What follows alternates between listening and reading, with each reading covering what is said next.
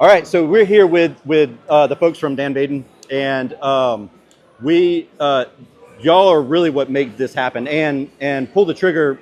From what I understand, like first. We were number one. Yeah, that's what I thought. So, with that being said, what's your thoughts on the entire Excel Expo?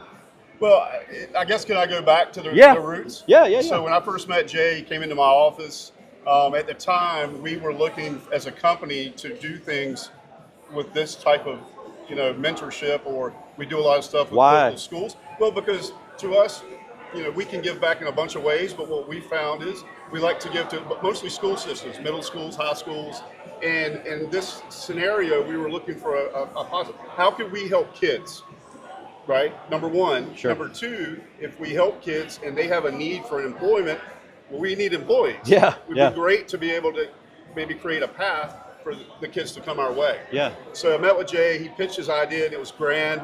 Jay's a heck of a preacher and a good salesperson as He well. is, yeah. And we thought about it a little while. I talked to Jane, our owner, and she said, let's give it a shot. So we were able to get the first trailer on the automotive trailer.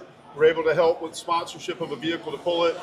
And so I remember the first expo, and it was a few people because they were just getting started. I was Sure. like, okay.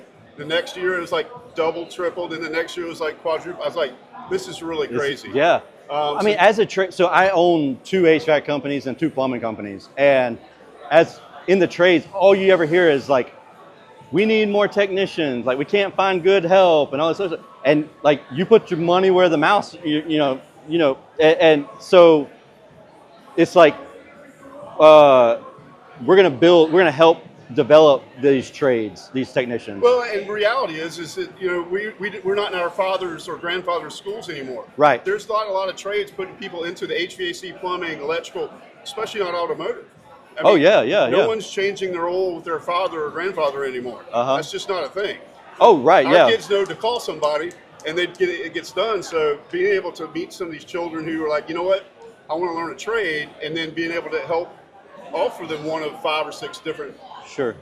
very good trades for these people. We're very high paying, good careers long term.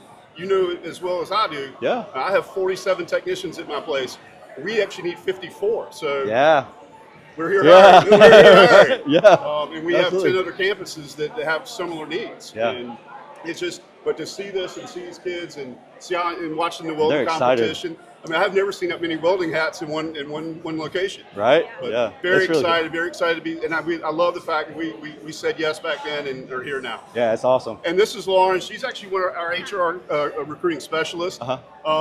Lauren, tell them about some of the things that we hire for and what we do. Yeah. What we look for in needs. Yeah. We hire for a variety of different roles. There's myself, and then there is another girl that's on our team. Her name is Hannah. We kind of have a divide and conquer approach where Hannah focuses on everything that is going to be our technician, service side, and everything that kind of falls with our drivers, our warehouses, kind of like back of house approach. And Yeah. I'm more of the front of house with sales, administration, accounting, and anything that kind of falls at our support center that takes to run all 14 dealerships that we have and all of the different ancillary businesses that we have too.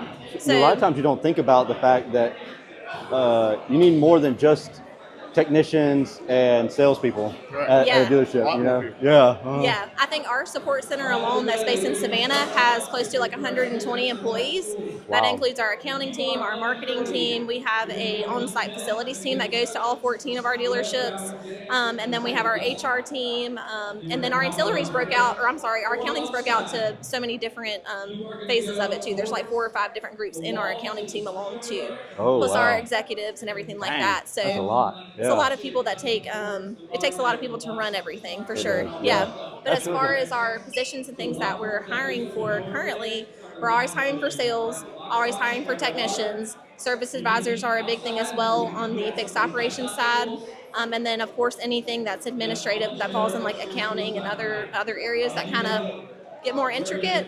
But yeah, those are our big needs. Okay, cool. So I didn't tell you that I was going to ask you this, but I talk a ton on AI and automation.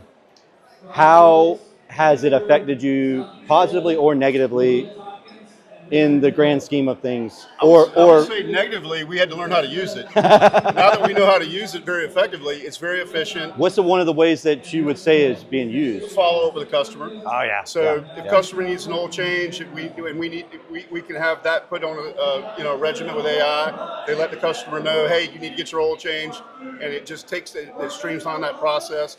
Customer bought a car 3 years ago. We want to make them an offer. AI will do that for us. Yeah. Marketing. The customer experience. Well, you get it. Helping from, it. Yeah. From pretty much any industry, but from our business, it really.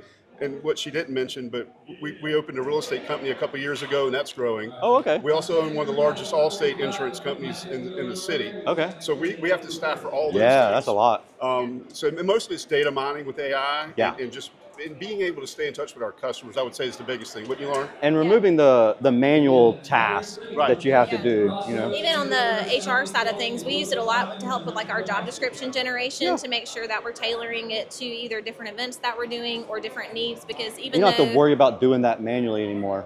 Yeah, well, even though we have you use your brains for smart things. Yeah, you're right. Yeah. Development. Use that time to engage with clients and Well, even at the dealerships, like, the goal is to always to sell vehicles and to be able to fix them and stuff like that.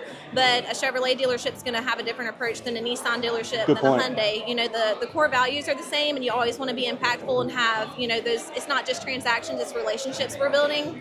But all that is differently generated based on the different needs, based on the customers and all those different things that are at the different stores. So from HR perspective, not just the job descriptions, we also use it in some of our communication to help kind of mainstream that. And it just helps keep things moving, not slowly, helps them flow smoothly, especially during interviews and candidate processes, because the worst thing that can happen in between those different phases where someone's getting on the phone and coming in person is like pauses. People get anxious, they hate not hearing back, so being able to provide kind of not instantaneous but quick communication for follow-ups is a big deal. Yeah, I agree. 100%. 100%. Cool. I appreciate y'all. Yeah, Thank you, y'all. Yeah, absolutely. Absolutely. Appreciate it.